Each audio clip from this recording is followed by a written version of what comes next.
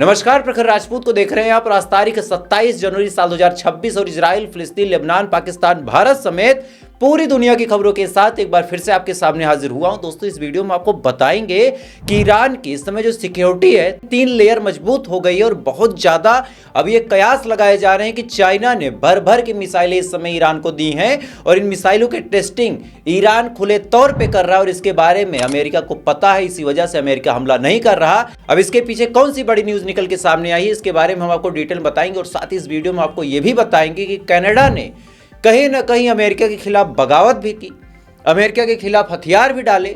यानी मिला जुला संगम ऐसा है कि अमेरिका बहुत बुरी तरीके से इस समय नाराज है कनाडा के ऊपर और इस नाराजगी का भारत की जेब पे कितना असर पड़ेगा, इसके बारे में हम आपको डिटेल बताएंगे। और साथ ही क्या चाइना अब खुले तौर पे, एकदम ओपन तौर पे अमेरिका के खिलाफ ईरान के साथ जंग में शामिल हो सकता है, इसके बारे में बहुत बड़ी अपडेट है, उसको भी हम आपको डिटेल बताएंगे। साथ ही हिजबुल्लाह ने कुछ बड़ा कसम खाया है और ये कसम कौन सी है और इस कसम से अमेरिका और इजराइल को कितना नुकसान होने वाला है, इसके बारे में भी हम आपको बताएंगे। और साथ ही योगी सरकार बुरी तरीके से घिर चुकी है, 48 घंटे का अल्टीमेटम आ चुका है और अगर योगी सरकार अपने जिद्दी रवैये को नहीं छोड़ती है तो कहीं ना कहीं सरकार गिरने का भी खतरा है। और इस खबर को तो आप डिटेल में देखिएगा, क्योंकि ये आपकी जेब से, आपके शहर से, आपके घर से, आपके बीवी बच्चों से जुड़ी हुई है। यानी यकीन मानिए आज की जो वीडियो है बहुत ज़्यादा अहम है, बहुत ज़्यादा इंपॉर्टेंट है। इस वजह से वीडियो को लास्ट तक जरूर देखिएगा।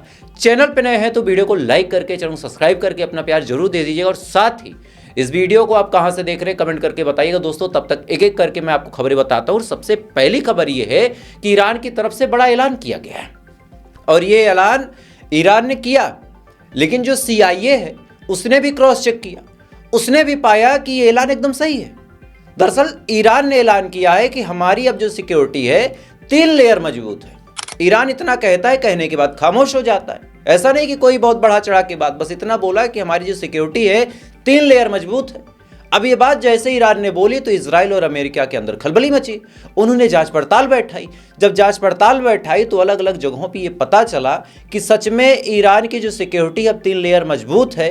रेखा पड़ी में जो बात थी कि ईरान के पास केवल 600-700 मिसाइलें, जिसके बारे में अक्सर इजराइल बोलता भी था कि हम अपने ऊपर 700 मिसाइलें झेलने को तैयार हैं, बस सत्ता परिवर्तन हो जाना चाहिए।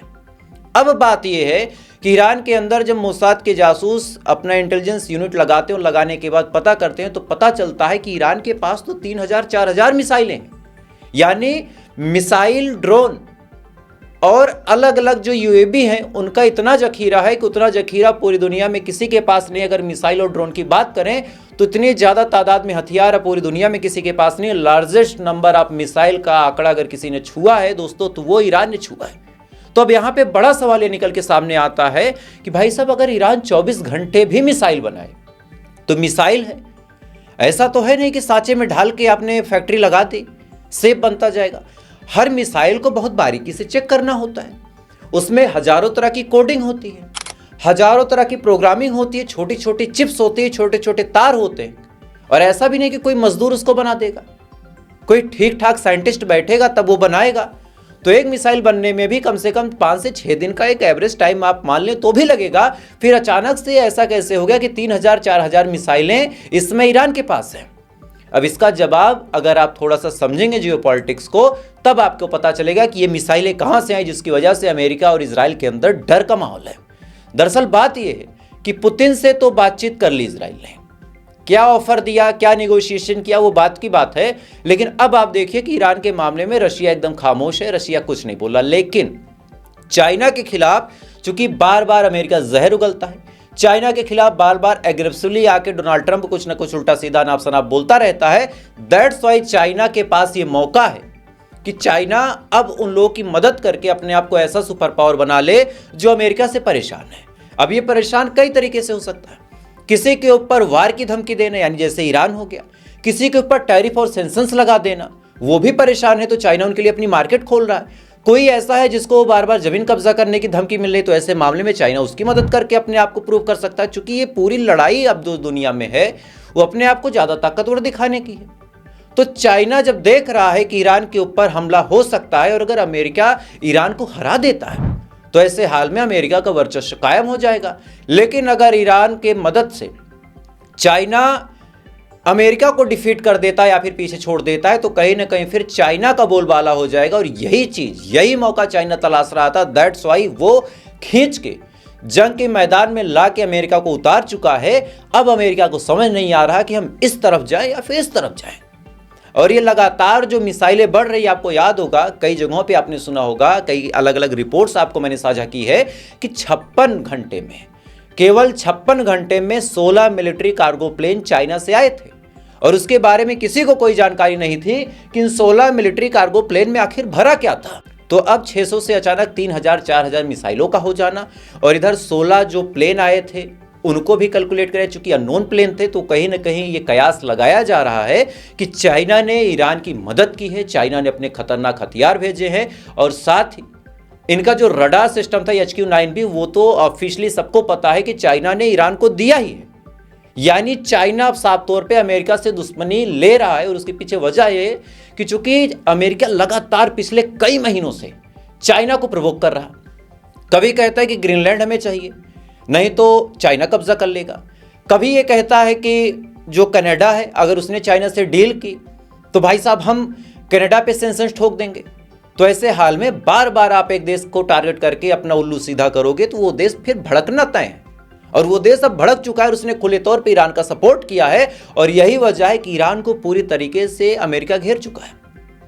आप चाहे इस साइड से देखें तो अब्राहम लिंकन, इस साइड से देखें तो यूके का टाइफून तैनात है, इस साइड से देखें तो इनका F-35 है, इधर देखें तो इनकी आर्मी खड़ी, इधर इजराइल खड़ा है, इधर कतर खड़ा है, इधर जॉर्डन खड़ा है, इधर साइप्रस खड़ा है। इसके बावजूद भी हमला करने की हिम्मत नहीं हो पा रही है। और वजह यह है कि इनडायरेक्टली सपोर्ट चाइना का है और चाइना की टेक्नोलॉजी इतनी हल्की नहीं है, ये सब जानते हैं हम आप। दैट्स वाई अमेरिका अब उसकी ऐसी हालत है, आपने कहावत पढ़ी होगी, भय गत जात छछूदर केरी, ना उगलत बनत ना निगलत बनत। तो इनका हाल उस सांप जैसा है जिसने छछूदर पकड़ लिया, अब उस छछूदर को ना निगल पा रहा है और अपना ईगो बचाने के लिए उसको ना उगल पा रहा है। खैर, इधर अब इतना खतरा ईरान का इस समय इजराइल के ऊपर है। और इजराइल इस कदर इतना डर चुका है दोस्तों कि इजराइल ने अपने आयरन डोम से भरोसा हटा दिया है। इजराइल ने अपने आयरन डोम से भरोसा हटा दिया। इजराइल ने कहा कि हमारा जो आयरन डोम है वो शायद काम ना करें। दैट्स वाई इजराइल अपना नया डिफेंस सिस्टम तैयार कर चुका है और यह डिफेंस सिस्टम आकाश में तैनात होगा। इसका नाम एरो 3 है। हालांकि पहले भी डिप्लॉय था लेकिन इसको यूज भी उतना नहीं लिया जा रहा था। लेकिन अब इजराइल इसी एरो 3 के भरोसे बैठा है और साथ ही कैलकुलेट कर रहा है कि अगर इजराइल के खिलाफ ईरान मिसाइलें दागता है तो क्या इजराइल इन मिसाइलों को इंटरसेप्ट कर ले जाएगा। एरो 3 की जो टेक्नोलॉजी है थोड़ी सी एडवांस है। एरो 3 की जो खासियत है वो आप ऐसे समझिए कि एरो 3 ऐसा नहीं है कि मिसाइल इधर से आए तो इसके पास आके फटेगा, नहीं। एरो 3 का काम ये है, पहले मैं आपको आयरन डोम का थोड़ा सा काम समझाता हूँ तब आप एरो 3 समझिए। आयरन डोम का काम ये था कि इधर से कोई मिसाइल आ रही है तो आयरन डोम एक मिसाइल छोड़ता है और वो मिसाइल इसके पास आके इसको सेंस करके फट जाती थी। ऐसा नहीं था कि इसमें आके लड़ती थी, इसके आसपास आके फटती थी तो उस ब्लास्ट में ये मिसाइल भी डिस्ट्रॉय हो जाती थी। लेकिन इसमें एक्यूरेसी का खतरा था। एक्यूरेसी का खतरा ये था कि इस मिसाइल को ब्लास्ट कहाँ होना ये जानने के लिए बीच में सेंसर लगा था। तो जब आमने सामने दोनों होते थे तब तो ये सेंसर पकड़ लेता था। लेकिन ये मिसाइल इधर से फायर हुई, अगर ये ऐसे निकल गया तो सामने वाला जो उसका हेड था, नोजल था, उसमें तो सेंसर था नहीं, तो ऐसे हाल में इंटरसेप्ट होने के चांसेस थोड़ा सा कम हो जाते हैं। लेकिन एरो 3 में क्या है कि मिसाइल को डिटेक्ट करता है और डिटेक्ट होने के बाद हवा में डायरेक्ट जाके उस मिसाइल को टारगेट करके तब उसके पास ब्लास्ट होता है। दैट्स वाई इसकी इफिशियंसी कहीं ना कहीं 99% के आसपास बताई जा रही है। अब इसी डिफेंस सिस्टम के भरोसे इस समय इजराइल बैठा हुआ दोस्तों। यानी चाइना ने कुछ ऐसा काम कर दिया है जिसकी वजह से अमेरिका भी टेंशन में है और उसके साथ ही इजराइल भी टेंशन में है। खैर, इधर अब इजराइल धीरे धीरे बैकफुट पे आ रहा है गाजा के मामले में।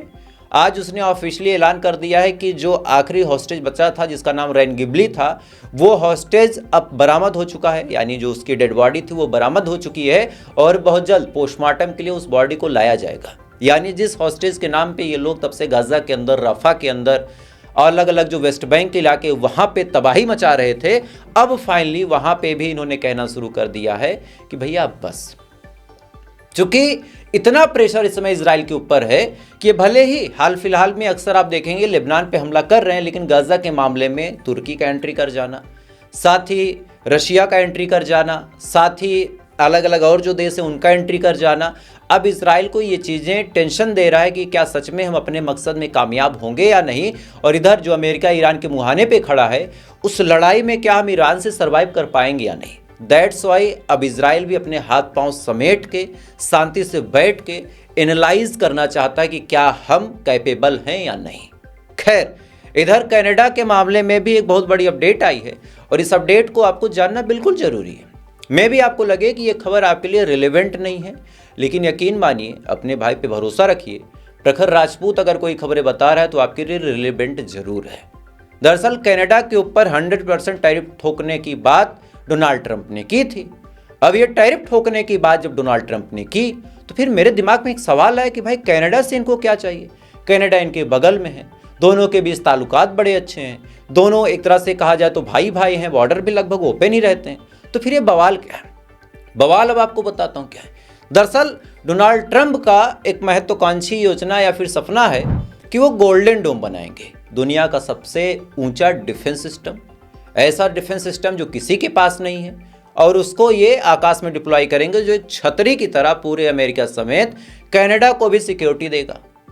यानी अब इनका कहना है कि तुम अमेरिका में विलय कर लो, कनाडा नाम का कोई देश नहीं रहेगा, ये अमेरिका का 39वां राज्य बन जाएगा और हम तुम्हें सिक्योरिटी देंगे। कनाडा ने कहा कि भाई साहब पहले एक बात तुम बताओ, ये प्रपोजल तुम्हारा तब अच्छा था जब हम तुमसे सिक्योरिटी मांगते, हमने तो तुमसे कहा ही नहीं कि तुम हमें सिक्योरिटी दो, तब तुम काहे परेशान हो। यही बात डोनाल्ड ट्रंप को खल गई कि मैं इसको सिक्योरिटी देने की बात कर रहा हूं, ये मुझसे जबान लड़ा रहा। इसके बाद उन्होंने नाटक करना शुरू किया, पहले चाइना का नाम लिया, फिर रशिया का नाम लिया और फिर कनाडा के ऊपर 100% टैरिफ ठोकने की बात की। लेकिन कनाडा इस समय बैकफुट पे धीरे धीरे आ रहा है। उसने कहा कि हमने चाइना से कोई डील नहीं की है, कोई फ्री ट्रेड की बात नहीं हुई है, हम अमेरिका से बातचीत करेंगे। लेकिन इन तमाम खबरों का आपसे क्या लेना देना, अब आपको बताता हूँ। ऑलरेडी मैं बता भी चुका हूँ कि जो सऊदी अरब में मुसलमान ट्रक चलाते हैं वो ट्रक असल में आता अमेरिका से है और अमेरिका में वो ट्रक आता कनाडा से है। तो अगर वो ट्रक मान लीजिए ऑन एवरेज $1 लाख का है और उस पर 100% टैरिफ लग गया तो वो ट्रक अमेरिका आने के बाद हो जाएगा $2 लाख। अब $2 लाख का अगर वो ट्रक हो गया तो जब वो मान लीजिए 2-4 साल चलने के बाद आके बिकेगा सऊदी अरब में तो वो हो जाएगा मान के चलिए $1.5 लाख का। अब $1.5 लाख की वो ट्रक जब सऊदी अरब में कोई बेचेगा तो जाहिर सी बात है कुछ तो फायदा लेगा, तो $1,60,000 के आसपास वो बेचेगा। और अगर यही 100% टैरिफ नहीं होता तो जो ट्रक भारत का मुसलमान, पाकिस्तान का मुसलमान वहां पे सेकेंड हैंड खरीदता है $1,60,000 जिसको देने पड़ते, उसी ट्रक का अगर ये 100% टैरिफ ना लगा होता तो उसको केवल $40,000 से $45,000 देना पड़ता है। यानी $1 लाख यानी 70 से 80 लाख भारतीय रुपये में बात करें, और इस समय जिस हिसाब से कीमत है 92 लाख रुपए एक्स्ट्रा देने पड़ेंगे, और पाकिस्तानियों के लिए तो यह रकम 2.5 गुने से ज़्यादा है। तो जो चीज़ आपको 40-45 लाख रुपए में मिल रही थी, यहाँ के रुपए के हिसाब से बताऊं, वही सेम चीज़ कनाडा के ऊपर टैरिफ लगाने की वजह से अब आपको सऊदी अरब में ज़्यादा चांसेस हैं कि 1,40,45 या फिर 1,40,45 लाख की रकम देके आपको खरीदनी पड़ेगी। यानी 1 करोड़ का आपको जेब पे लंबा धक्का लगने वाला है दोस्तों, और ये नुकसान है टैरिफ का जिसके बारे में आपको बता रहा था। खैर, इधर ईरान से भी बहुत बड़ी अपडेट निकल के सामने आई है कि ईरान ने अपनी कोस्ट पे यानी जो उसके बंदरगाह है वहां पे एंटी शिप यानी जहाज़ों को डिबोने वाली, जहाज़ों को ध्वस्त करने वाली, जलाने वाली मिसाइलों को तैयार कर लिया है और तैनात भी कर दिया, और 24 घंटे उनको अलर्ट पे रखा जा रहा है दोस्तों। 24 घंटे उनको अलर्ट पे रखा जा रहा है, और जैसे ही अब्राहम लिंकन से हमला होता है या फिर कोई फाइटर जेट आके हमला करता है तो ऐसे हाल में इन मिसाइलों को फौरन फायर करके सबसे पहले ईरान का टारगेट होगा कि अब्राहम लिंकन जो एयरक्राफ्ट कैरियर है उसको डुबो दिया जाए। चूंकि इतने हथियारों के बीच सबसे ज्यादा लाइमलाइट में अगर कोई चीज है तो अब्राहम लिंकन है, और अगर एक बार उसको डुबो दिया गया तो फिर अमेरिका का जो मोराल है वो डाउन हो जाएगा, कॉन्फिडेंस डाउन हो जाएगा, और ऐसे हाल में अमेरिका पीछे हट जाएगा, हार जाएगा, और ये पूरी दुनिया में एक नजीर साबित हो जाएगी। दैट्स वाई अब टारगेट ही ईरान का वही है कि हम उस शिप पे हमला करके, उस एयरक्राफ्ट कैरियर पे हमला करके उसको डुबो दें। खैर दोस्तों, इधर ये तमाम चीज चल रही है, लेकिन इसी बीच अब आपको उत्तर प्रदेश की एक बड़ी खबर बताता हूं, और ये खबर आपसे डायरेक्ट जुड़ी हुई है। इस समय बीजेपी के अंदर 2 खेमे चलते हैं, खासकर उत्तर प्रदेश के अंदर। एक खेमा योगी आदित्यनाथ का है और दूसरा खेमा अमित शाह का है, ये बात हम सभी जानते हैं कि अमित शाह अक्सर योगी आदित्यनाथ को नहीं पसंद करते और वो चाहते हैं कि योगी आदित्यनाथ हट जाए, लेकिन योगी आदित्यनाथ की फैन फॉलोइंग इतनी ज़्यादा है यूपी में, दैट्स वाई योगी आदित्यनाथ को कुर्सी पे बैठाना अमित शाह की मजबूरी है। चूंकि जिस हिंदूवादी सोच को ये लोग रिप्रेजेंट करते हैं उसका सबसे बड़ा चेहरा अगर यूपी में कोई है तो योगी आदित्यनाथ है। लेकिन अब कुछ हरकतों की वजह से बीजेपी के जो कोर वोटर हैं इस समय बीजेपी से इस कदर नाराज हैं कि वो अब बीजेपी को कभी वोट नहीं देंगे और उन्होंने कसम खाई है। और ऐसा नहीं है कि ये केवल बातें हैं, जिस हिसाब से शंकराचार्य का मामला चल रहा है, जिस हिसाब से शंकराचार्य का अपमान हुआ, और आप सुनिए कि जिस हिसाब से यूजीसी का भी मामला है, जो एक बिल लाके अगड़ा बना पिछड़ा करवाने की लड़ाई बीजेपी लड़वा रही है, उसको लेके जनता तो विरोध कर ही रही है, लेकिन आज बीजेपी के 11 सदस्यों ने सामूहिक इस्तीफा दिया। लखनऊ के अंदर स्क्रीनशॉट आप अपनी स्क्रीन पे देख सकते हैं कि किस हिसाब से इस्तीफा देने का काम 11 लोगों ने दिया। और साथ ही बरेली के डीएम ने भी इस्तीफा दे दिया है और इस इस्तीफे के पीछे उन्होंने अपना दर्द बयां किया और कहा कि मैं ब्राह्मण हूं। और जिस हिसाब से बीजेपी ब्राह्मणों को परेशान कर रही है, सवर्णों को परेशान कर रही है, कभी ब्राह्मणों की चुटिया खींची जाती है, कभी मथुरा में मारा पीटा जाता है, कभी माघ मेले में लाठियां चलाई जाती हैं, कभी काशी में मंदिर तोड़े जाते हैं, और साथ ही जनरल कैटेगरी के ऊपर यूजीसी नाम का जो जहर लाया गया है, इस वजह से मुझे लगता है कि सरकार की सेवा मैं नहीं कर पाऊंगा और मैं इस्तीफा दे रहा हूं। बहरहाल 3-4 एसडीएम उनको मनाने के लिए पहुंच चुके हैं कि साहब आप इस्तीफा ना दो, नहीं तो ये भूचाल आ जाएगा। लेकिन बरेली के जो डीएम साहब है वो सुनने को कुछ तैयार नहीं है, उन्होंने साफ तौर पे इस्तीफा दे दिया है और सरकार को एक खुला चैलेंज दिया है। और बात यहीं तक नहीं है, अलंकार अग्निहोत्री जिनका जिक्र मैं कर रहा हूं उन्होंने इस्तीफा दिया, ठीक है। सवर्ण समाज इस समय जो बीजेपी का मेन कोर वोटर था, जो ठाकुर थे, जो ब्राह्मण थे, जो मतलब सीना ठोक के बीजेपी का समर्थन करते थे, बिना वोट मांगे वोट देते थे, प्रचार करते थे, आज वो इस कदर नाराज हैं दोस्तों कि वो बीजेपी के खिलाफ कपड़े उतार के प्रदर्शन कर रहे हैं। और ये बीजेपी के अंदर एक बहुत बड़ी फूट की वजह बनेगी। और वजह ये भी है कि जो लोग पसंद नहीं करते योगी को, वो चाह भी रहे हैं कि योगी हट जाएं। और वजह ये है कि योगी इस समय अपने अड़ियल रुख पे अटे हुए हैं। शंकराचार्य ने उनसे कहा कि अगर आप हमसे माफ़ी मांग ले तो हम आपको माफ़ कर देंगे, लेकिन योगी सरकार द्वारा अभी तक कोई माफ़ी की बात नहीं की जा रही। इवन जो केशव प्रसाद मौर्य हैं, जो मुख्यमंत्री हैं, एक तरफ योगी कह रहे हैं कि शंकराचार्य कालनेमी है, मतलब एक राक्षस हैं। यहीं बीजेपी के जो बी टीम है, जो दूसरा खेमा है, वो शंकराचार्य को कभी महाराज कहता है, कभी पूजनीय कहता है, कभी कहता है हम आपसे केवल रिक्वेस्ट कर सकते हैं। तो ये कहीं ना कहीं बीजेपी में फूट की बड़ी वजह बनेगा। जो इनकी कट्टर हिंदूवादी सोच थी वो एक्सपोज हो चुकी है, जो इनके कोर वोटर हैं वो नाराज हो चुके हैं। और खासकर ऐसे मौके पे जब अगली साल चुनाव है तो ये चीज़ें बीजेपी को कड़ा नुकसान देंगी, कड़ा झटका देंगी। और चांसेस हैं कि जिस हिसाब से लोकसभा के चुनाव में ये बहुमत नहीं ला पाए, विधानसभा के चुनाव में भी सत्ता के गलियारे इनके लिए इतने आसान नहीं होंगे। इस बात को आप समझिएगा, क्योंकि जब अहंकार हद से ज़्यादा बढ़ जाए, जब आपको ये घमंड हो जाए कि हम कुछ भी करेंगे वही गीता कुरान होगा, हम जो बोल देंगे वही संविधान होगा, तो ऐसे हाल में फिर सत्ता परिवर्तन फिक्स हो जाता है। वो चाहे यहाँ का हो, चाहे अमेरिका का हो, चाहे इजराइल का हो, इवन अगर ईरान भी कुछ गलत करता है तो ईरान में भी सत्ता परिवर्तित हो जाएगी, जैसे रेजा पहलवी के बाप की हुई थी। तो ये बात आप कॉन्फर्मेशन के साथ जान लीजिए कि इस समय शासन सत्ता में गजब का उबाल है और यूपी की राजनीति देखने लायक है। और साथ ही मैं तो आपको डेली ऐसे अपडेट देता हूं जिसमें ईरान की भी खबरें बताता हूं, इजराइल की भी बताता हूं, पाकिस्तान की भी बताता हूं, अमेरिका की भी बता देता हूं, कनाडा का आपको मैंने बताया, भारत की खबरें आपको जरूर बताता हूं। क्योंकि मैंने देखा है कि ईरान इजराइल की खबरें बताने वाले जो पत्रकार हैं, एक राजा ग्राफी भाई को आप हटा दें तो बाकी लोग डरते हैं। वो डरते हैं कि एकाध मुकदमा लग गया तो जिंदगी बर्बाद, समझ रहे हैं। लेकिन यह डर छोड़ के अगर आप पत्रकारिता करेंगे तो ज़्यादा सफल हो जाएंगे। क्योंकि आप बाहर के मुसलमानों की कहानियाँ बता के यहाँ व्यूज़ बटोर के पैसे कमा लो, लेकिन अपने यहाँ की कहानी बतानी पड़े तो आप डर जाओ, तो फिर ये दोगलापन है और शायद वो चीज़ें मुझसे होती नहीं है। तो ये तरीका आपको कैसा लगता है मेरे खबरें बताने का, आप कमेंट करके बताइएगा। और अगली वीडियो ईरान और रशिया के ऊपर कुछ एनालिसिस के साथ आने वाली है, तो उस वीडियो को जरूर देखिएगा, वीडियो मिस ना हो। इस वजह से चैनल पे नए हैं तो सब्सक्राइब बटन हिट कर लीजिएगा, ताकि जब भी वीडियो लाऊं उस वीडियो को आप मिस ना करें। बाकी थोड़ी देर बाद आपसे फिर मुलाकात होगी ऐसी किसी खबर के साथ। तब तक आप अच्छे रहें, खुश रहें, अपना ख्याल रखें, अपने देश का ख्याल रखें। जय हिंद, ऊपर वाला आपकी हिफाज़त।